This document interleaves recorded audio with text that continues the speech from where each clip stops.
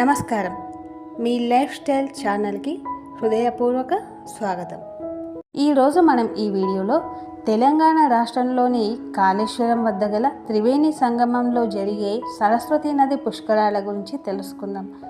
సరస్వతి నది అంతర్వాహినిగా ప్రవహించడం గురించి మరియు సరస్వతి నది పుష్కరాల ప్రాముఖ్యత గురించి ఈరోజు మనం ఈ వీడియోలో తెలుసుకుందాం. కాళేశ్వరం తెలంగాణ రాష్ట్రంలోని జయశంకర్ భూపాలపల్లి జిల్లాలో ఉంది. ఇది ఒక పవిత్ర పుణ్యక్షేత్రం. ఇక్కడ గోదావరి, ప్రాణహిత నదులు ప్రత్యక్షంగా కలుస్తాయి. సరస్వతి నది అంతర్వాహినిగా అనగా భూగర్భంలో ప్రవహించి ఇక్కడ గోదావరిలో కలుస్తుంది అని భక్తుల ప్రగాఢ విశ్వాసం. అందుకే దీనిని త్రివేణి సంగమం అని అంటారు. గోదావరి, ప్రాణహిత, సరస్వతి నదులు ఒకచోట కలుస్తాయి కాబట్టి దీనిని త్రివేణి సంగమం అని పిలువబడుతుంది. వేదాలలో ప్రస్తావించబడిన సరస్వతి నది కాలక్రమేణా అంతర్ధానమైందని పురాణాలు చెబుతున్నాయి. అయితే అనేక ప్రాంతాల్లో ఈ నది అంతర్వాహినిగా ప్రవహిస్తోందని నమ్ముతారు. కాళేశ్వరంలో కూడా సరస్వతి నది భూగర్భ జలంగా ప్రవహించి గోదావరిలో సంగమిస్తుందని స్థల పురాణం మరియు భక్తుల నమ్మకం. ఈ అంతర్వాహిని సరస్వతి నదికి ప్రత్యేక ఆధ్యాత్మిక ప్రాముఖ్యత ఉంది. జ్ఞానానికి, విద్యకు అధినేత సరస్వతీదేవి కావడం వలన ఈ నదిలో స్నానం ఆచరించడం వలన జ్ఞాన వృద్ధి కలుగుతుందని భక్తులు భావిస్తూ ఉంటారు. భారతీయ సంస్కృతిలో నదీ పుష్కరాలకు విశేషమైన స్థానం ఉంది. అసలు పుష్కరాలు అంటే ఏమిటి, ఆ పుష్కరాల ప్రాముఖ్యత ఏమిటో తెలుసుకుందాం. భారతీయ సంస్కృతిలో నదీ పుష్కరాలకు విశేషమైన స్థానం ఉంది. ప్రతి 12 సంవత్సరాలకు ఒకసారి పుష్కరాలు వస్తాయి. బృహస్పతి గ్రహం నిర్దిష్ట రాశిలో ప్రవేశించినప్పుడు ఆయా నదులకు పుష్కరాలు నిర్వహిస్తారు. పుష్కర సమయంలో ఆయా నదులలో స్నానం చేయడం, పితృదేవతలకు తర్పణాలు వదలడం, దాన ధర్మాలు చేయడం అత్యంత పుణ్యప్రదంగా భావిస్తారు.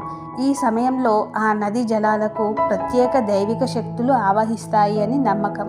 సరస్వతి నది అంతర్వాహినిగా ప్రవహిస్తున్నందున కాళేశ్వరంలోని త్రివేణి సంగమం వద్ద సరస్వతి నది పుష్కరాలను కూడా భక్తి శ్రద్ధలతో జరుపుకుంటారు.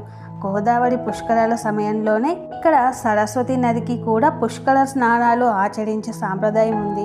ఎందుకంటే సరస్వతి ఇక్కడ గోదావరిలో కలుస్తుందని నమ్మకం. సరస్వతి నదికి ప్రత్యేక పుష్కరాలు జరిగినప్పుడు భక్తులు కాళేశ్వరానికి తరలివచ్చి పుణ్యస్నానాలు ఆచరిస్తారు. పుష్కర సమయంలో నది స్నానము సర్వపాపహరణమని, అనంతమైన పుణ్యాన్నిస్తుందని నమ్ముతారు.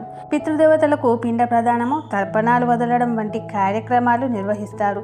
దీనివల్ల పితృదేవతలు తృప్తి చెంది వారి ఆశీస్సులు లభిస్తాయని భావిస్తారు. దాంతోపాటు అన్నదానము, వస్త్రదానము, ధన సహాయము వంటి దాన ధర్మాలు చేయడం వలన పుణ్యఫలము రెట్టింపు అవుతుందని విశ్వాసం. వేద పారాయణాలు, హోమాలు, యజ్ఞాలు, ప్రవచనాలు వంటి ఆధ్యాత్మిక కార్యక్రమాలు పుష్కర సమయంలో విరివిగా జరుగుతాయి. సరస్వతి నది భూమిపై ప్రవహిస్తూ కొన్ని కారణాల వల్ల అంతర్ధానమైందని, పాతాళ మార్గం ద్వారా ప్రవహిస్తోందని పురాణాలలో చెప్పబడింది. ఆధునిక శాస్త్రవేత్తలు కూడా ప్రాచీన సరస్వతి నది ప్రవాహ మార్గాలను ఉపగ్రహ ఛాయాచిత్రాల ద్వారా గుర్తించారు.